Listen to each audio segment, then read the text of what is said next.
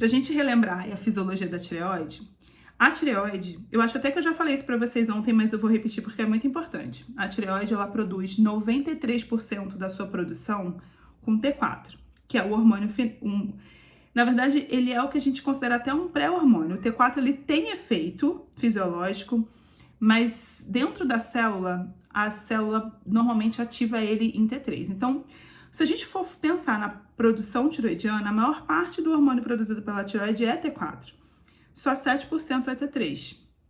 E por que a tireoide faz assim, né? Por que isso acontece?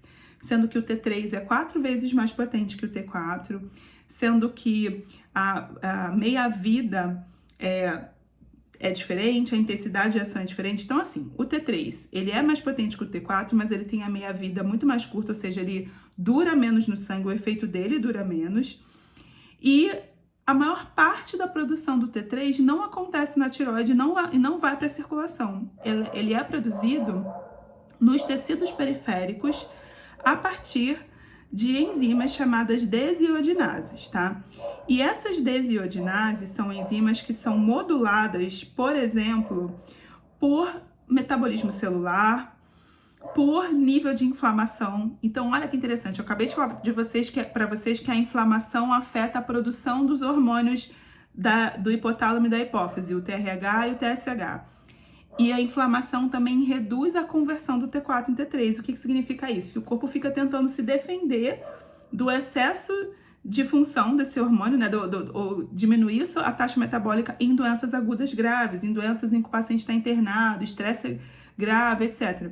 São vários mecanismos de defesa. E quando a gente vai estudar fisiologia, é legal porque o nosso corpo ele tem um monte de mecanismos de defesa, né?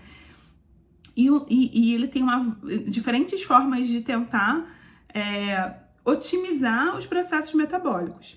Então, se o corpo está precisando da ação do T3, ele converte T4 em T3 a partir dessa desiodinase. Se ele não está precisando, ele converte T4 em T3 reverso, que é uma forma inativa, para evitar o excesso.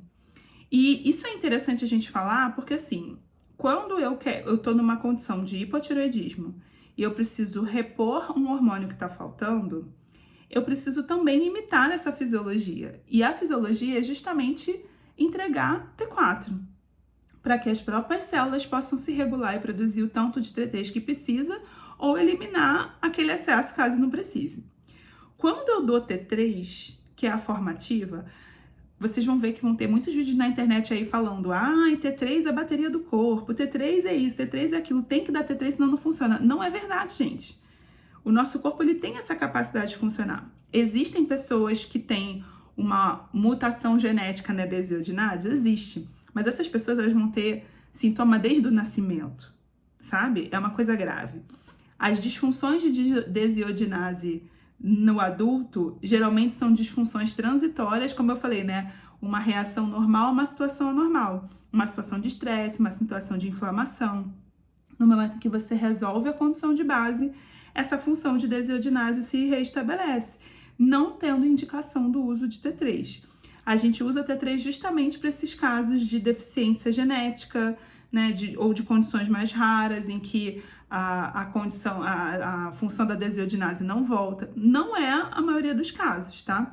Então, quando a gente vai falar em tratamento, essa moda de usar T3 para todo mundo, ela é uma moda que não tem embasamento em fisiologia e também existem vários protocolos e vários posicionamentos oficiais da Sociedade Brasileira de Endocrinologia, de sociedades internacionais, dizendo que não só não se deve dosar T3 de livre de rotina, a gente dosa em casos específicos, e muito menos o T3 reverso, quanto mais repor T3. E agora vocês estão entendendo por quê? Justamente porque existe esse mecanismo de defesa do corpo e a gente precisa respeitar a nossa fisiologia. Deu para entender, gente? Faz sentido?